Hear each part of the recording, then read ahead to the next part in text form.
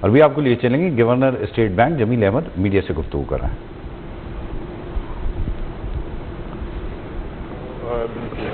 ہمارا current account deficit بڑھتا ہے تو جس کے نتیجے میں ہمیں بہت سارے جو ہے وہ مزید اس کو سلو ڈاؤن کرنے کے لیے میجرز لینے پڑتے ہیں.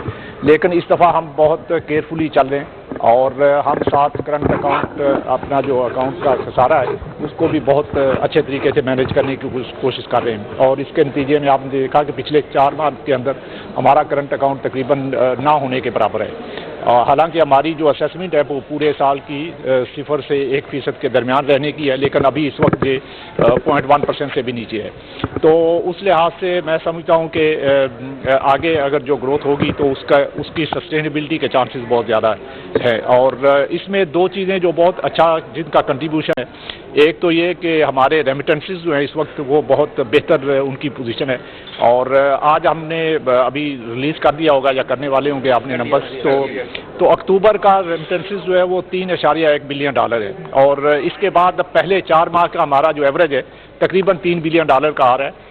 اور اس کی وجہ سے ہمارا خیال یہ ہے کہ پچھلے سال ریمیٹنسز جو $30.3 بلین تھی وہ بڑھ کے انشاءاللہ اس دفعہ 34 بلین تو کم سے کم ہوں گی، اس سے اوپر بھی جا سکتی ہیں.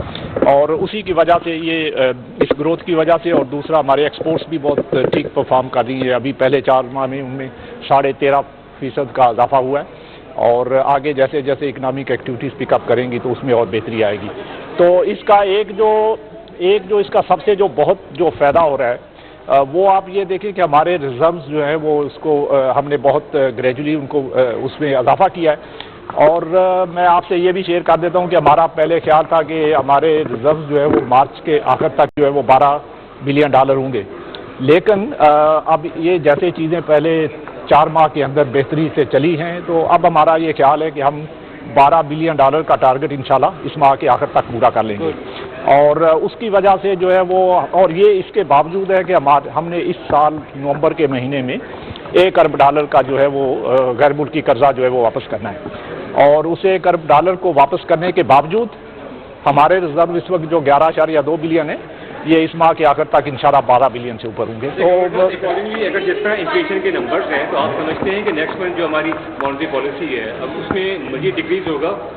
دیکھیں یہ ایک ایسا سوال ہے کہ آپ کو پتہ ہے میں اس کو یہ مانیٹری پالیسی اس میں ڈیسائیڈ کرتی ہے کہ انفلیشن کا وہ نمبر بھی دیکھیں گے اور باقی یہ امپرومنٹس جو آ رہی ہیں اس کو بھی دیکھیں گے تو اس کے بعد وہ فیصلہ کریں گے. تو مانیٹری پالیسی کمیٹی کی میٹنگ انشاءاللہ 16 دسمبر کو ہوگی تو وہ اس کو جی